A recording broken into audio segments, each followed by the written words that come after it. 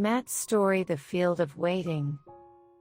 Matt sat alone in the dim church sanctuary. The last chords of worship rehearsal still lingered in the air. But the team had already gone home. Only his guitar remained, leaning against a pew, silent, tired, familiar. He had just finished leading another night of worship for a handful of people. No spotlight, no cameras, no applause, just the hum of the speakers. And the sound of his own heartbeat whispering, "Is this it?" He was 28. Gifted, faithful, creative, and tired. Tired of writing songs no one heard. Tired of praying prayers that only bounced off the ceiling. Tired of waiting for the promise he couldn't stop believing in. People always said, "Matt, you're called. God's going to use your voice." He believed them, once. But lately, the calling felt more like a burden that never fit. Every audition fell through. Every song he sent out got silence in return. His friends were moving forward, ministries growing, albums releasing, platforms expanding, and Matt was still stuck in the same pew. Same church, same hope slowly rusting. That night he whispered into the empty room, "God, why give me a gift if you're not going to use it?" No thunder answered. No gentle whisper. Just silence, that sacred kind of silence. That makes you decide whether you still believe. He ran his fingers over the strings. The guitar hummed faintly, like it remembered songs he'd written in better seasons. Back then, writing felt like breathing. Now, it felt like shouting into a canyon. He closed his eyes and remembered when he first felt called. Years ago, at a youth camp, standing under the stars. Singing a simple song about surrender, he felt God speak deep inside. "Your music will bring me glory." Those words burned like fire then. Now they sat like embers, barely glowing. He thought about all the nights he'd spent writing songs in his bedroom. Convinced they'd one day fill stadiums. All the prayers he'd prayed asking God to open doors. All the times he'd watched someone else walk through the door. He thought was meant for him. Weeks passed. He kept showing up, leading worship on Sundays. Helping with sound checks, teaching chords to the new volunteers. The work was faithful but invisible. No one noticed when he stayed late to fix a broken cable. Or arrived early to pray over the stage. It was a quiet kind of serving, the kind that doesn't post well online. One evening, his mentor, an older worship pastor named Grant, found him still sitting there after rehearsal. "You okay?" Matt shrugged. I thought I'd be further by now." Grant nodded, the kind of nod that says, "I've been there." Then he said something Matt didn't forget. David was anointed long before he was appointed. God tests hearts before he trusts hands. Matt smiled politely, but inside he thought, "Yeah, but that was David. I'm just me." Grant patted his shoulder. "Keep playing in the field, Matt. That's where God trains kings and worship leaders."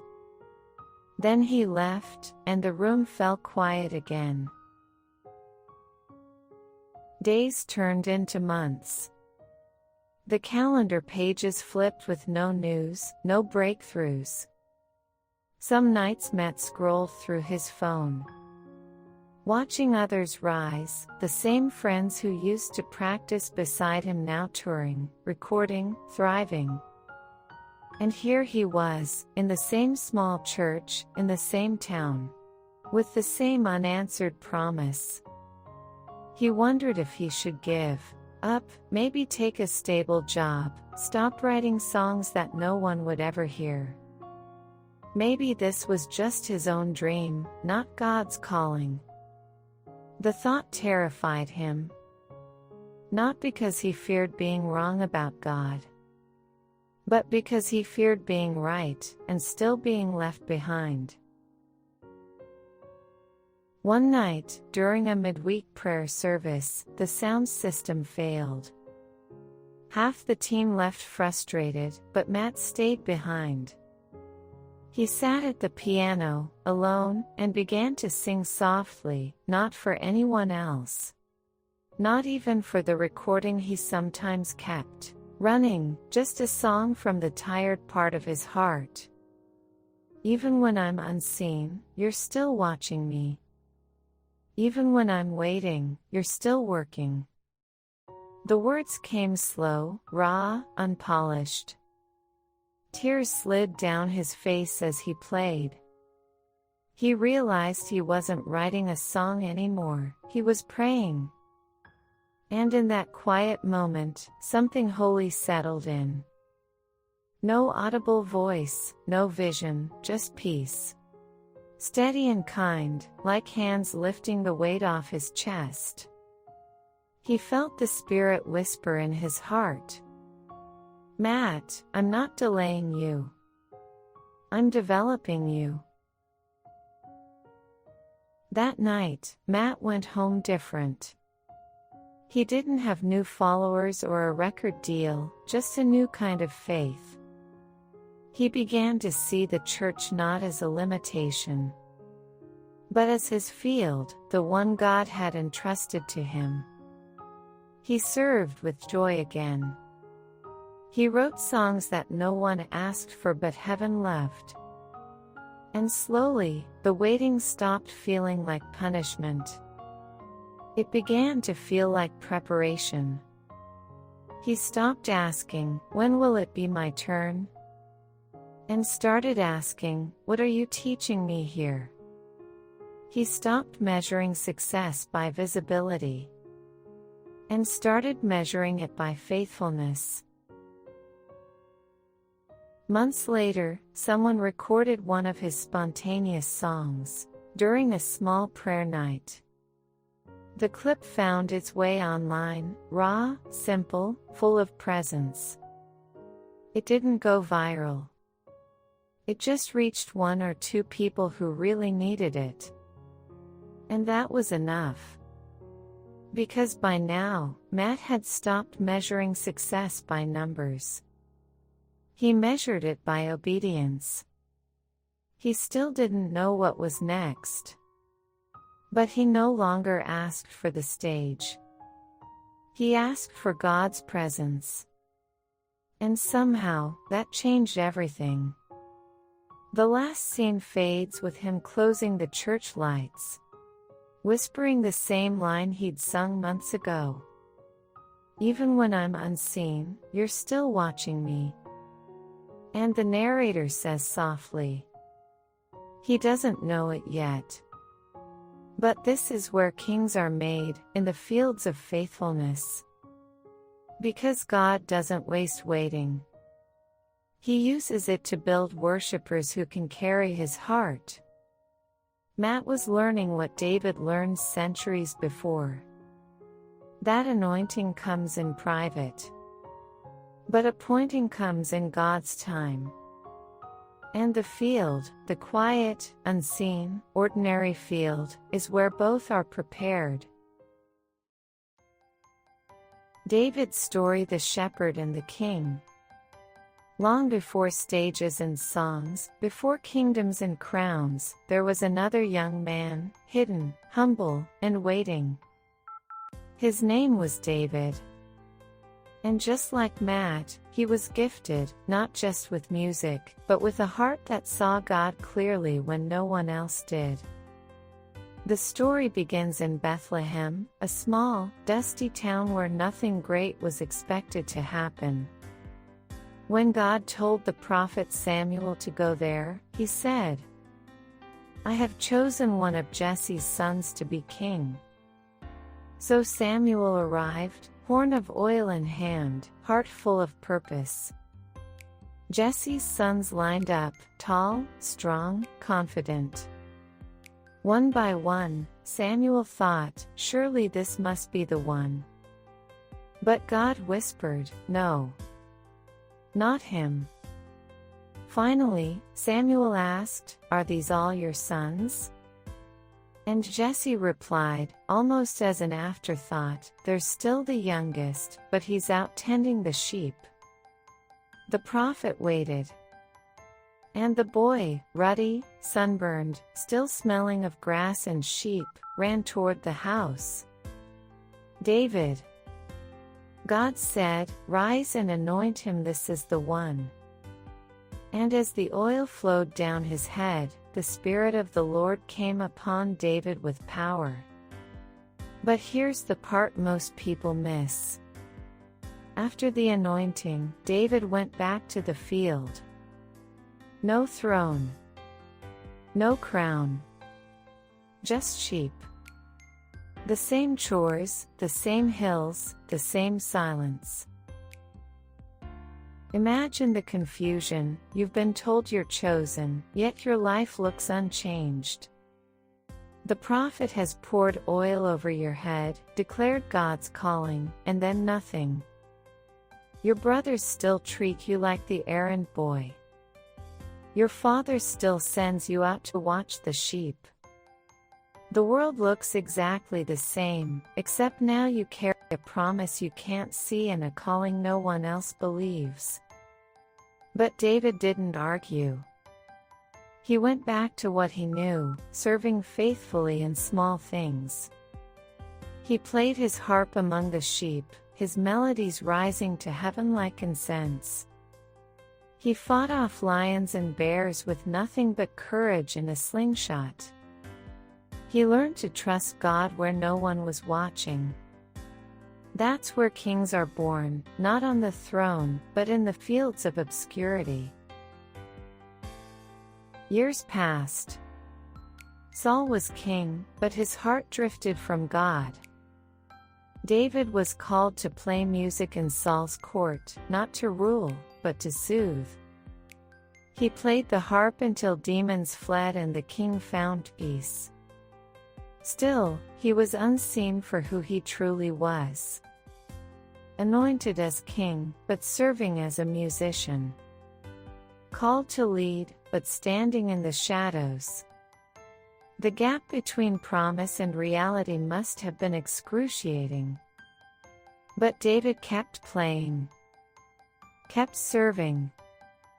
Kept trusting. Because he understood something most people don't.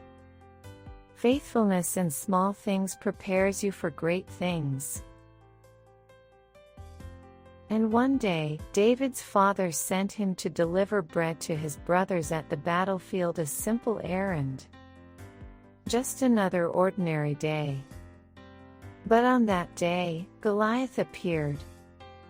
A giant stood taunting the armies of Israel. Everyone was terrified. David looked at him and saw something else, not a monster, but a moment. A chance for the God he knew in private to be known in public. When David volunteered to fight, Saul laughed. "You're only a boy," he said. But David replied with quiet confidence. "The Lord who delivered me from the paw of the lion and the paw of the bear will deliver me from the hand of this Philistine." He picked up 5 smooth stones, not because he doubted God, but because he was prepared.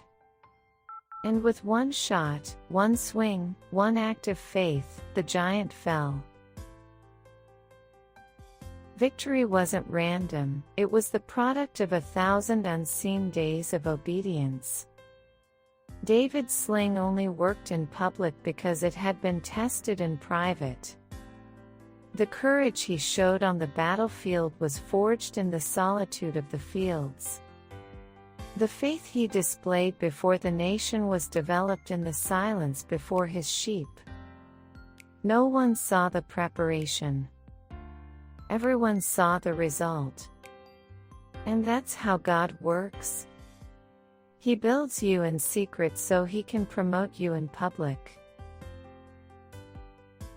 But even after that triumph, the throne didn't come immediately. David spent years running from Saul, hiding in caves, betrayed by friends, misunderstood by many. He could have taken shortcuts, he had chances to kill Saul, to seize power. But he didn't. He said, "I will not lay my hand on the Lord's anointed." He waited for God's timing, even when it looked like God had forgotten him. That's what made David a man after God's heart. Not perfection, but patience. Not strength, but surrender. Not ambition, but obedience. He trusted that the God who anointed him would also appoint him. And he was willing to wait as long as it took. And eventually, when the time was right, God lifted him up. The shepherd boy became king. The harp became a crown. The same hands that once held a slingshot now carried authority. But even then, David never forgot the field. He wrote songs about it. He remembered the one who saw him when no one else did. He sang, "The Lord is my shepherd, I shall not want."